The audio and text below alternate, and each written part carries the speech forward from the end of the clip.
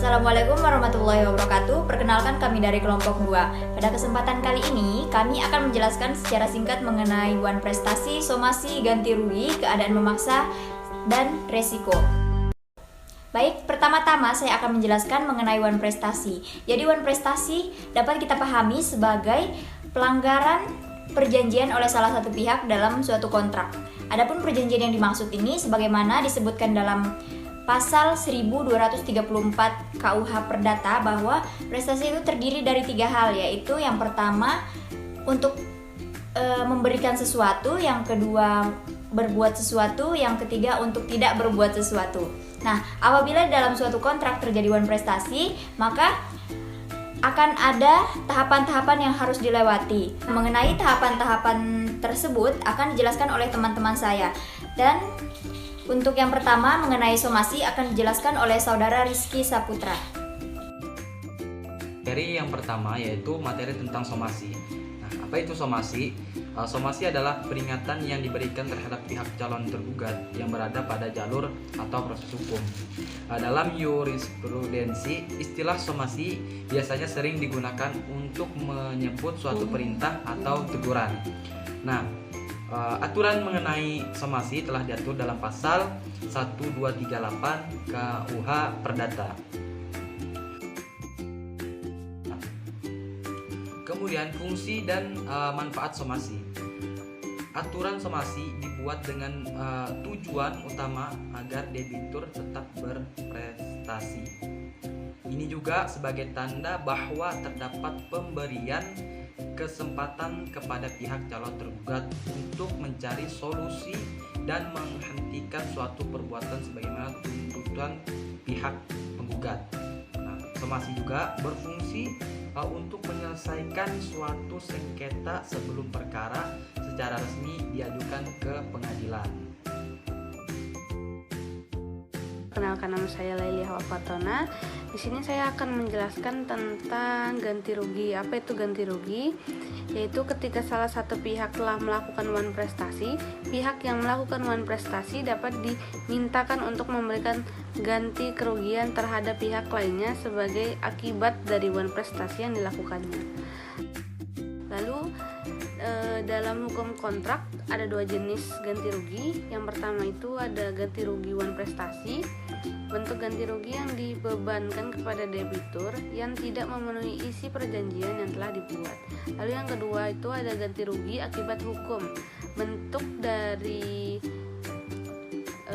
bentuk ganti rugi yang dibebankan kepada orang yang melakukan perbuatan yang bertentangan dengan hak orang lain. Baik, selanjutnya itu force majeure atau keadaan memaksa. Force majeure atau keadaan memaksa adalah keadaan di mana debitur itu gagal menjalankan kewajibannya kepada pihak kreditur untuk membayar dikarenakan kejadian yang berada di luar kuasa pihak yang bersangkutan, misalnya gempa bumi, tanah longsor, pandemi, perang, dan sebagainya. Istilah ini juga dikenal dalam bahasa Indonesia disebut dengan kahar. Dalam istilah bahasa Prancis, force majeure itu secara harfiah itu dikenal dengan kekuatan yang lebih besar. Secara umum, sejumlah peristiwa yang dapat digolongkan ke dalam force majeure selama mereka terjadi tanpa terduga, bukan rekayasa, terjadi di luar kuasa pihak-pihak yang terkait dan tidak dapat dihindari. Biasanya klausul force majeure ini hampir selalu ada dalam setiap kontrak yang dibuat.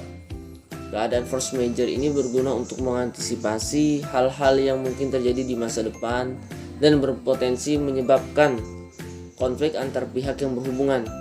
Sebagai konsekuensinya, pihak debitur dapat dibebaskan dari tuntutan ganti rugi force majeure. Dalam ketentuan ini, ada 5 hal yang menyebabkan debitur tidak dapat melakukan ganti rugi, kerugian, dan juga bunga. Yakni yang pertama, terjadi peristiwa yang tidak terduga, tidak termasuk dalam asumsi dasar dalam pembuatan kontrak. Yang kedua, peristiwa yang terjadi tidak dapat dipertanggungjawabkan kepada pihak debitur. Yang ketiga, peristiwa yang terjadi di luar kesalahan pihak debitur. Yang keempat, peristiwa yang terjadi di luar kesalahan para pihak yang terkait. Dan kelima, tidak ada itikat yang buruk dari pihak debitur. Misalnya contoh dari force major ini bisa kita lihat, misal Pak Burhan itu memiliki usaha kebun sawit dan menjadi penyuplai langsung ke berbagai pihak yang memesannya. Pada suatu hari, truk yang mengangkutnya ini kecelakaan akibat bencana alam sehingga produknya tidak sampai kepada pemesan. Dalam peristiwa ini Pak Burhan itu sudah menjalankan kewajibannya dengan itikat baik karena ia telah mengirimkan produknya, tetapi karena kecelakaan akibat bencana alam itu akhirnya kan di luar kendali. Dengan demikian Pak Burhan tidak dianggap lalai dan tidak bisa dituntut ganti rugi. Baik, selanjutnya yaitu dari pengertian risiko hukum atau disebut dengan legal risk. Adalah risiko yang timbul akibat gugatan atau kelemahan aspek yuridis. Risiko ini timbul antara lain karena tidak adanya peraturan perundang-undangan yang mendukung atau lemahnya perikatan, seperti tidak terpenuhinya syarat-syarat akad yang sah atau pengikatan agunan yang tidak sempurna. Selanjutnya ada jenis-jenis resiko dalam hukum. Jenis-jenis resiko hukum ini terbagi menjadi 5. Yang pertama ada resiko regulasi. Jadi, resiko regulasi ini biasa yang disebabkan karena adanya perubahan dalam regulasi dan hukum. Contohnya seperti peraturan presiden, peraturan menteri, dan peraturan otoritas yang relevan yang mempengaruhi suatu industri. Lalu, yang kedua ada resiko legal. Resiko legal ini ialah resiko yang timbul dari peraturan dan undang-undang yang mengatur organisasi bisnis atau pasar di mana tempat ia beroperasi. Karena di setiap negara itu harus menetapkan perundang-undangannya untuk pengoperasian bisnis. Dan setiap bisnis ini harus mematuhi peraturan yang telah ditetapkan oleh undang-undang tersebut. Kemudian ada resiko sehubungan dengan kontrak. Jadi maksudnya ini ialah suatu kegagalan untuk mengirimkan barang dan jasa dalam tenggat waktu yang disepakati sesuai kontrak. Jadi bisnis ini itu harus membuat kontrak setiap hari karena resiko ini tuh berkaitan dengan kewajiban untuk berkontrak. Dan suatu bisnis dapat menghadapi resiko jika tidak terpenuhinya kontrak-kontrak tersebut. Kemudian ada resiko non-kontraktual, di mana risiko yang muncul ini untuk bisnis tanpa menjadi bagian dari kontrak apapun dari pihak ketiganya. Dan ini bisa untuk hal-hal seperti merek dagangan, paten, dan pelanggaran hak cipta. Kemudian ada resiko kepatuhan. Resiko kepatuhan ini ialah resiko yang berkaitan dengan berbagai kepatuhan yang dikenakan oleh bisnis yang berkaitan dengan kebijakan dan praktek internalnya, dan mungkin mengenai kebijakan eksternal dan undang-undang pemerintah dan badan hukum lainnya. Kemudian ada resiko perselisihan, di mana perselisihan ini bisa terjadi antara perusahaan dengan pelanggannya, karyawan, atau pemangku kepentingan yang lainnya.